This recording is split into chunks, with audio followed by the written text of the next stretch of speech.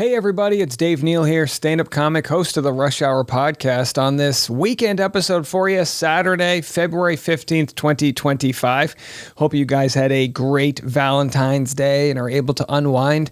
It's not often that I give an intro to my interviews, but this one felt like it deserved that. Not that my other ones don't, but I interviewed Tia Levings. Now, Tia is a New York Times best-selling author of a book called The Well-Trained Wife. She talks about her escape from a high-control religion. I wanted to preface that before we get into the interview. I understand the conversation around religion can be very sensitive to a lot of people. A lot of people might feel as though I'm criticizing their religion when I share somebody else's trauma, and they couldn't be further from the truth. I was surprised. I guess I should say I surprised one of my audience members when she spotted me in church with my family. That's right. Every once in a while, I still go to Catholic Mass with my parents. We went to a Mass in Nashville here a few weeks ago. So I'm not, I don't know what you would call me religiously, but I do know that there's a lot of trauma in high control religion. You might have a perfect relationship with God or Jesus or Allah, Buddha, Krishna, Yahweh, whatever the hell you want to call it. But I do think it's interesting just to clarify that before we get into this interview, because her story is so brave, so rich, and so inspiring to hear essentially how she escaped in the nick of time. I'm telling you, I could totally see this made into a movie. She's a brave, strong woman who now shares her story about being in a high control religion.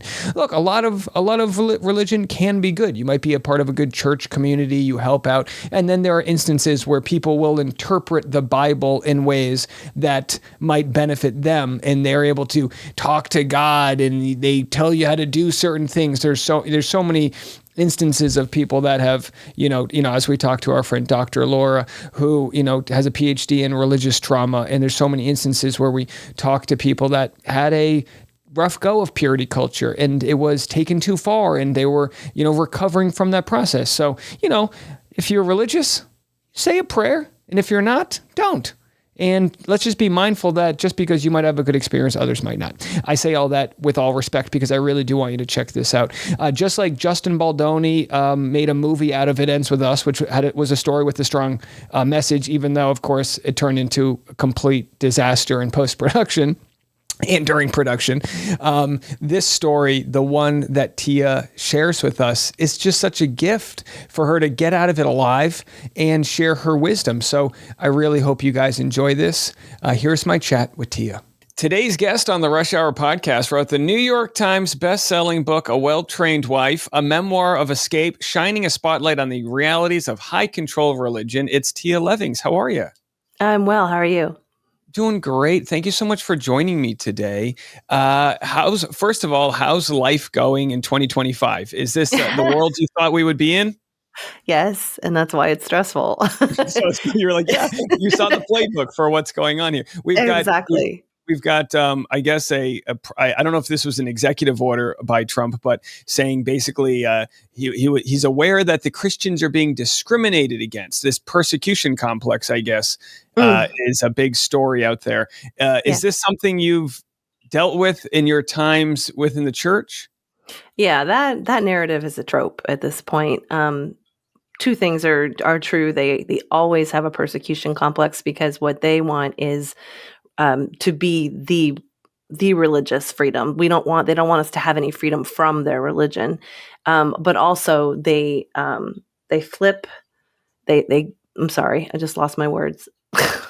No worries, because in your book, and there's a lot of things I want to talk about, but I want to talk about the Christian persecution complex, like just the idea that we're the victims, we're martyrs, and maybe that was true for a time, but Christianity is kind of like really the largest religion in the country, right? I mean, there's nothing you can criticize it, right, without persecuting people. They have very little tolerance for any other worldview, which is the fruit of the lifestyle that they live and the ideologies that they're espousing. So they don't have any room. Anytime they have to share a little space with somebody else's viewpoint, it's very stressful for them. Also, they're projecting. So when they say that they feel persecuted, they're saying we want to persecute you. Like, you can always flip the who's actually being harmed right now. If we're looking at the actual fruit of their policies, the people who are being harmed are not Christians. The people being harmed are marginalized people. Yeah. And I see something so evident that when like playing a victim is choosing to take offense to everything. We saw this with Candace Cameron Bure, right, during the Olympics. She was offended at the Greek god Dionysus. It was trans, they bring a debate, they bring their own sort of experience into every cultural or issue you could imagine, to the point which people are already starting to leave negative comments here because they're going to think I'm attacking their core beliefs in God. But it's not an attack on God. It's attack on the people that use God to control others, right? Mm-hmm.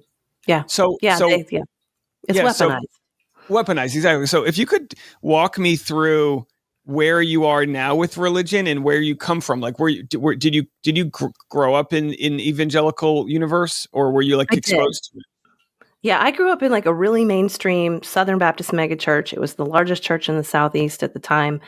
And it seemed like a very like normal evangelical life that, maybe not everybody believes in, but it's not harmful. It's going to church with your family and being part of a youth group, watching the Veggie Tales, like normal, normal-ish type Southern stuff. Still weird if you live in other parts of the country. And weird in ways that we didn't know what was happening to us slowly over time. So like by the time I'm 18, I was going to church 6 days a week, and I didn't know that wasn't something everybody did. I thought that if you were a devout Christian, that you would only vote a certain way. You would only be one thing, which is a Christian wife and mother. You didn't need to go to college. You didn't need to have a career. So totally not prepared for the adult world. And my expectation that I would become a Christian wife and mother was all caught up in purity culture, modesty culture, things that cut to touch the mainstream, but it is not still necessarily political. I married somebody who showed up and said that he was God's will for my life. I was taught not to ever question what a man tells you, and that I was waiting for that. So I married somebody that I didn't really have any chemistry with or connection. I just thought that I was obeying God. And he was very devout and theological at a time when the movement was becoming very political, very, very reformed, which is Calvinist doctrine, more Presbyterian.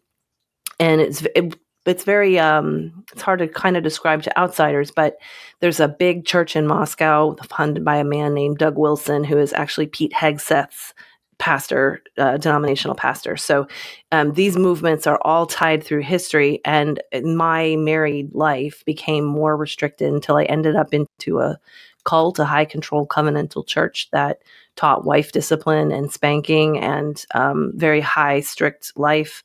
And then I escaped literally with my life and my children one night, and plopped myself into this world of recovery. So I call it church-sanctioned domestic abuse because everything that I lived with that was sexual, financial, psychological, emotional, spiritual abuse in my marriage were methods for the family that were taught to us by pastors and teachers and authors who are still very much in power and control today. And we see them in the tradwife movement, in the Christian nationalist movement. These players are the same. This was 2007 when I escaped. So I started doing something called deconstructing my faith, which is where you take it apart kind of idea by idea. At the same time, I was healing from significant trauma and PTSD. Today, I'm spiritually private because I really believe that we should have an anti-fundamentalist mindset that tries to hold plural truths, that is always curious, questions things, lives a life of being where it's okay to question and it's okay to challenge ideas and to hold the actual evidence of how they manifest. And so I cannot say what I am because I don't expect to land anywhere spiritually. I expect to always be fluid. And the only way that I can protect that for myself is to put kind of a boundary around it and say, I don't fit in anyone's box anymore. You're welcome to judge me. You're welcome to look at the character of my life and the fruit of my life and decide for yourself if I, have anything to offer you. And if not, feel free to move on. Like, we don't need to be so invested in one another's deepest spirituality. What a great answer. It's kind of like you're refusing to put what sports team you're rooting for on the bumper sticker of your car. Yeah. I'm a New England Patriots fan. I'm not putting that on. I live in Tennessee. I'm not putting that on my car. There's no one's going to leave It's me weird, roses. right? It's only going to be someone who decides to throw something at me or scratch my car. So like, I totally understand not wanting to sort of outwardly put labels on what you are, because it's just going to lead to people saying, are you with us or against us? And like Yes. the issue with like the tradwife lifestyle, I'm not too familiar Mhm. with this, but I think one of the issues that exists out there is people, you can be a stay-at-home mom and be happy and choose to do that. That's not the issue that people have, right? It's the issue that you're expected, like you said, to be in this very traditional role that doesn't in some ways let you flourish as a human. Like, did you feel that restriction in the moment? What was like the breadcrumb that led you to want to kind of pursue more? It's funny you say breadcrumb because sometimes it's literally bread. Women are getting sucked in through sourdough bread online right now, so it's pretty funny. There, one of the things to keep in mind is that with the fundamentalist ideologies, it's never the thing that you're doing that's the bad thing. It's not the thing. It's good to stay home with your children. It's good to make food from scratch. It's good to look for simpler ways of living that cut the chaos in your life. It's why you're doing it and what agenda it's tapping into and what that forces, purposes are for your life. So Christian fundamentalism, Christian nationalism, the white evangelical patriarchy all need workforces. They need soldiers. They need warriors for their movement. They need voters. um, that manifests in practical lifestyles for the people who adhere to these views. And so when you're being gently lulled in to stop using birth control so that you can have more babies, which the birther movement is all about right now, it is really important to look at, well, why do they want me to do that? Is it just because they love babies, like JD Vance says? No, it's not. They actually don't spend any time investing in that actual baby once it's born. So it's about the birth rate. And if they want a high birth rate, why would a bunch of patriarchs want a birth rate? Oh, they're looking at white numbers. Oh, they're looking at voters. Oh, they need population. They need critical mass. So the tradwife movement that we see, which trad is just short for traditional, and this is just the same movement that's always been there. It's just hit this critical mass point on social media, and it's got a hashtag now, and it's got tradwife celebrities that do really good job of making cheese crackers from scratch, for instance. They're creating this very gentle, lulling content that pulls you in and makes you think there's nothing wrong with this smiling woman in a beautiful dress with a baby. And then you just watch one after another, and you don't realize that your algorithm is also showing you things that pull you into the ideology, the politics of it. They're not showing you reality or outcomes. There's no survivor accounts that are like, here's what happened when I gave up birth control and had 10 kids in 10 years. They don't, you got to go into the survivor community for evidence and testimony. So that's one of the ways to know you're being sold an idealized image when they're not presenting you with any science, testimony, outcome. We have all of that. Every single antiquated lifestyle they're romanticizing has outcomes because we've lived it before. We've been Puritans before. We've been 1950s housewives before. We've lived through a white civil rights time where, it wasn't good for everybody. America wasn't great for everybody in the 50s. And so we have that to look at. But these movements are not showing, the counterpoint. They're just showing the pretty drug. Yeah, and like we talked about, you can when people are forced to question all of their beliefs, there's a lot of shame and guilt that can come out. Versus, for me, I was raised Catholic. I went to church a few weeks ago because my parents were in town and it was really special for them. But otherwise, I probably go once every 3 years, and it's always because it's special to my parents, and it's just easier to do that than Mhm. go to breakfast and whatever. But for Yeah. me, you look at people that say, well, the Bible says this, versus someone like you who's being super curious and questioning things. And that's kind of like the scientific mind, right? You want to question everything. And that's a good thing to do. But how do you argue against people who just say, but the Bible says? Yeah, they're really reliant on this one book, this one source, this one time in history. And I just part of my deconstruction was like, okay, so hold on a second. What if that's not the end all be all? Or what if, because it's a living book and it's meant to create a living fruit in your body and in your life, and it's supposed to be vibrant, maybe it's supposed to lead like way leads to way and knowledge leads to knowledge. And what would a constantly evolving society look at? We would also look at other sources. The Bible is not necessarily historically accurate. It's not scientifically accurate. And we have more knowledge today than we had 2,000 years ago. So if I'm going to make an informed choice, I'm going to look at more sources of information than one holy scripture. And if I'm in a group that's insisting I only look at this one thing, that's a flag for high control and cult behavior.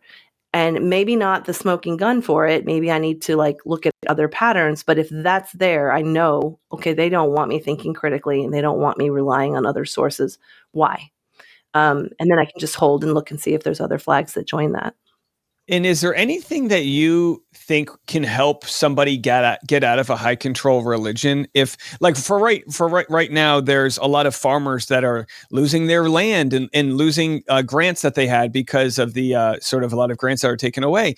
And they're starting to realize maybe I didn't vote for things like, I think a lot of farmers didn't realize they're part of this socialized government because they receive more handouts, to use those terms, than other people do. You know, the government buys a lot of agriculture in order to subsidize these farms. So they're learning kind of like, oh, maybe I'm on the wrong side of this. But I think people are also doubled down into their beliefs because no one wants to be wrong. So like, what are some things that you can do to sort of expose people that are in the high control religion that there is a better way, or that they can seek this information outside of their bubble? I think that's a great example to use the farmers, because what they're dealing with is a very acute outcome of what they trusted. And for a lot of people, when you're trying to change minds, you can't convert somebody else. They have to have some sort of personal pain point and experience that transforms them. And firsthand experience is hard to wait for sometimes, you know, when you're up against people who just won't see what you're talking about and they just won't listen. But when they have that personal experience, it's going to be profound. So my deepest compassion to pass to farmers right now who are feeling this painful outcome that we tried to warn them about, but they didn't understand. So I turn to education and outcomes the most. I think the more someone can educate themselves on multiple viewpoints and listen to other firsthand voices, the more critical thinking will come online. But also really examining, taking their own word. The Bible says, examine the fruit of the fruit. And so when you look at the fruit, what is their outcome? What is this actually producing? That will give you a lot of information. It usually leads to expansive thought. And once you have an expansive thought in a high control environment, you are no longer under the control. So did you feel that moment that you were more powerful than what you were being taught? And what was that like? Like, what was there an article you read or a podcast you listened to? Can you pinpoint that moment of curiosity? Yeah, I had, it's both and for me. I had a very extreme experience when my daughter died. It was 7 years before I left, though. So I had 7 years of unpacking after that. Um, when she died, I was in an environment where I wasn't allowed to grieve and I wasn't allowed to really dwell on my experience or her life. And she had changed me so radically. I could not just pack it all up and pretend I had been who I was before I experienced her. And that crack made me want to find more places where I could live as that version of myself. So the internet, I found some pockets on the internet where I could show up as her mother and as the mother of this child that had existed along with my other children. And it wasn't weird to talk about the fact that I was still sad or grieving. And I got in with these women who were very excited about reading and books and music and learning. And I hadn't had no liberal arts education. I'd had no college education at all, but I was very interested to learn. So one thing led to another. I mean, I became very voracious for experience and knowledge and expansion. And I learned skills that I should have probably learned as a much younger person, but it took, my life experience to open me to that. And I at first turned it into my ideology. I was like, okay, this is going to make me an even better wife and mother. And I'm going to find a way to live in this abuse even better. I'm going to be so strong at this. And I'm going to be this really great homeschooler and really just wonderful Proverbs 31 woman wife to my husband. That's no contention for abuse. There's no way I could have ever gained enough steam to be good enough in a culture that was putting women down, needed to be silent. I didn't have any rights. I wasn't allowed to vote. I wasn't allowed to speak to other women at church. We weren't allowed to talk during the week. So I was in this very, very, very high control, oppressive environment. And at the same time, I was trying to grow and become the best Tia I could be. And that all came to a head when I escaped. It was many things. I was escaping many things: the mind control, the physical, actual restraint, the spiritual lockdown we were under. And then I found myself like with embedded fundamentalism in my body, in my mind. I was still very polarized in my thinking, very this or that, either or, always, never. Um, really, really, really divided gender roles, and that it was always this group and that group. And so it took a long time to get to a place where I could hold plural truths, or sit with nuance, allow for shades of gray, allow for color, allow for things to be in the realm of mystery. Like maybe we don't understand everything about the human brain, and that, things could be wonderful. Um, that made me really uncomfortable when I came from an absolute background, where everything was God's law and already foreordained. Um, so yeah, it's been a growing period. And of course, one of the biggest ways for oppression is financial oppression. So, Mm. as you're making this decision to escape, was there like what were your finances like? Were you worried that because obviously like women didn't even have bank accounts a short time ago, and it's the easiest way to control someone if they don't have a purchasing power. So like where were you at there? Yeah, and I didn't have a bank account for most of my marriage. Like it's one thing to know that the culture, recently changed that law. I think it changed in 1974, which was the year I was born.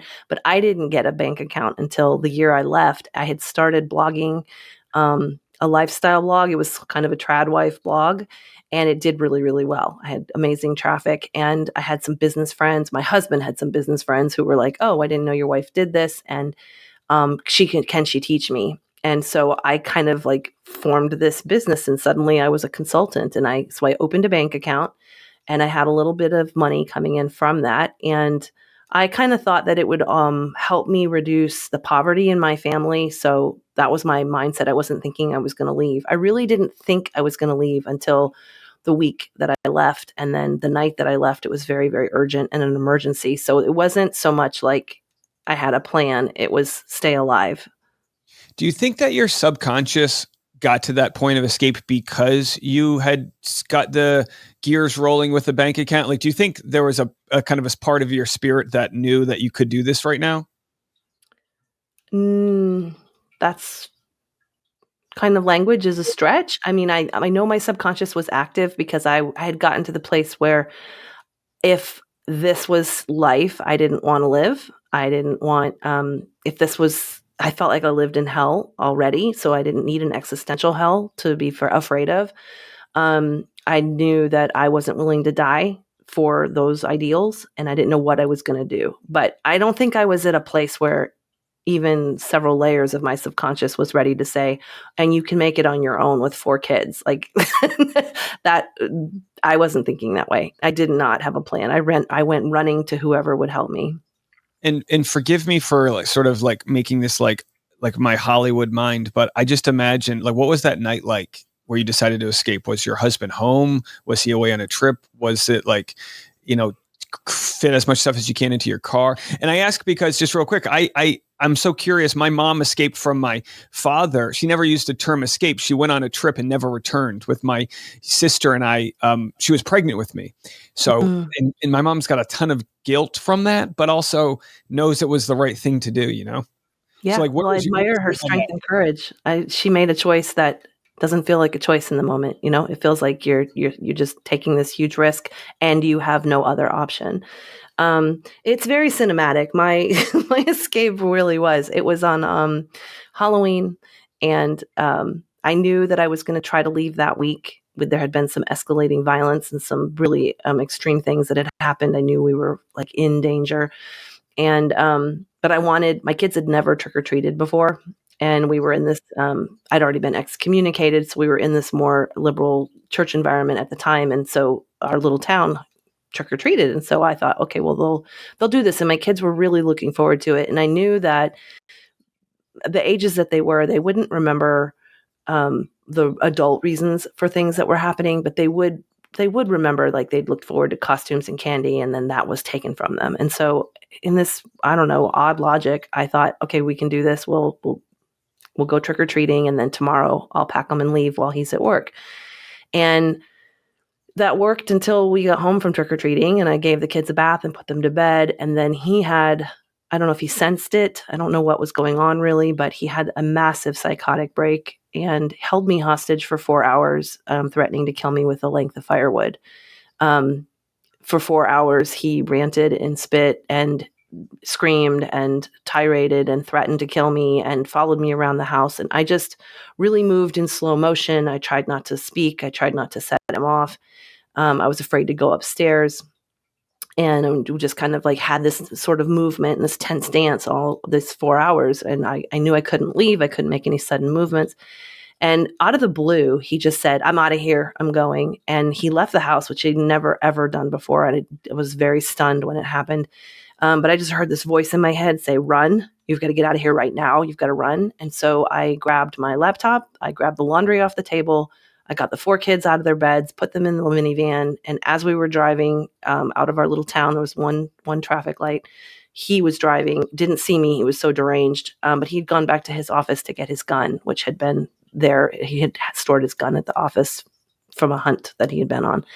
I would have been dead. That's what he went back for. So we went to my priest's house after that, and my priest helped arrange a farewell the next day so that I wouldn't be accused of kidnapping for taking them out of state. And then I went to Florida to my parents' house, and that was the end. That's the last time I've been in a room alone with them in this many years. What was the fallout from that, as far like legally speaking? Was there just was there and also were your kids confused, or did they understand the situation? Oh, it was very bewildering. They were 11 to 2 down, so they didn't understand. None of us really understood. I didn't understand. I when I left, I didn't really think we were getting divorced. I thought maybe we'd get some help. He'd go to a hospital, something like that. He did end up in a hospital because he went completely off the deep end. Tried to commit suicide by cop, tried to get the police to shoot him a few weeks later. And that changed everything in our custody. We had a 10-year custody tension because he would try to get visitation, and then the forensic investigation would start. And he never gained any visitation or custody. Had a few scattered supervised visits throughout the years. They're all over 18 now, so we don't have to contend with this. But yeah, it's not easy to get divorced from somebody like that. And his stability has not ever really healed. He has found a way to have a quiet life, and I have done what I can to obscure his identity. And I hope he has a very stable, quiet existence that leaves us alone. Oh, have you worried about getting a knock on the door? Like maybe not now, but after in the years following, like what was that? What was that like? Sort of knowing that the system can't always protect you in the moment. Yeah, I mean, I was afraid. I have reason to be afraid, and I was afraid, and then I got to a place where I wasn't afraid anymore. I think we all paid a really high price from the ideologies that we were under and from the systems that took advantage of young families, the pastors that systematically denied us help even when we asked for it, the lack of mental health care in Christianity, the lack of real attention to violence and like the advocacy that they should be doing to protect people. There was a whole system that I knew I needed to speak against, and I knew that I was potentially making myself more vulnerable. But that's the actual opposite is true. The more visible you are, the safer you are. And so shining light on these abuses and helping other victims find freedom has been way more rewarding than cowering or doing what I need. I have legal protections in place. My publisher did an excellent job with the book and screening it, for any legality. And I don't believe he wants to agitate anymore. I think he wants a life of peace.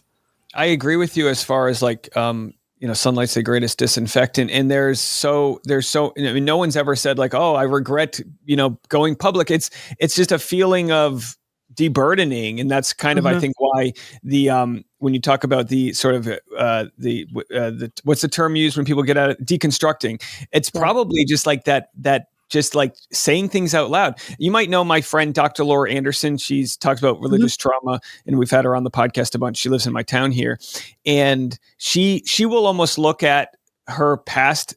I hesitate to use a term with nostalgia, but it's kind of like if someone's in AA talking about the dark days, because you're talking about it from a place where you're no longer in that mess.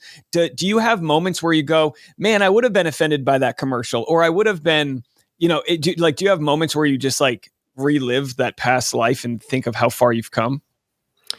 I have learned, I've done enough trauma work through the years to where the good parts about the life that I lived, I'm able to enjoy and hold and savor, which is good because we did have many, many good times. I loved being home with my kids. I loved my trad wife years, ironically had many beautiful, beautiful moments. So I can look back at it and I can relate to what other people are feeling when they see something. I understand the Christian nationalist mindset. I understand why they find tradwife content so appealing.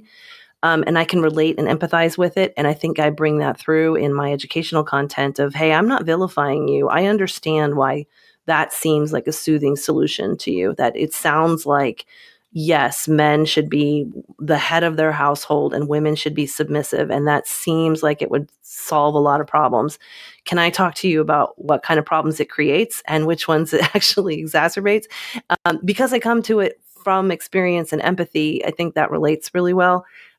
There's still flinchy places in the past where I'm just, I'll never get my youth back. I'll never get the time that I lost to healing. Like it really sucked for my children to have a mother who needed to heal from her trauma instead of raise them from a healthy place. I would have loved to have been a healthier mother for my motherhood years because those are gone. And once they're gone, you don't get them back. I mean, my kids are incredible and I think we did the best job that we could. But I wanted, I always want more for them.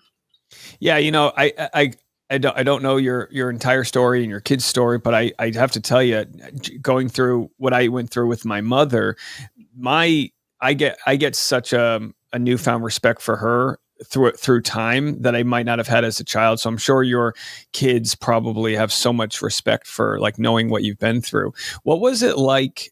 Was it cathartic to write A Well-Trained Wife? Were there moments where you were pulling memories that you buried? Like, what was that whole process like? It was pretty incredible. It took me about 10 years, and it started as therapeutic journals that I wasn't planning on turning into a book. My therapist is the one who's like, this actually looks like a book. Maybe you should write a book, because I always wanted to be a writer, and I was working in that capacity already. So it seemed kind of like it would be a good thing to spend time on. Then, as it became so timely and relevant, that the life that I was that I had, spending all this time trying to run from and unpack from and deconstruct and heal from was actually coming for the country, I felt an additional burden of, I need to tell people what it's like to really live this. They aren't going to know unless an outsider tells them this is what it's like to live in Christian patriarchy and Christian nationalism. And there's not very many people who have come through it and can tell it without re-traumatizing themselves in the telling. So I knew that I was a little bit solitary in that I had done this work. I had the writing chops to do it, and I could write this book. It was very cathartic because I was able to externalize it.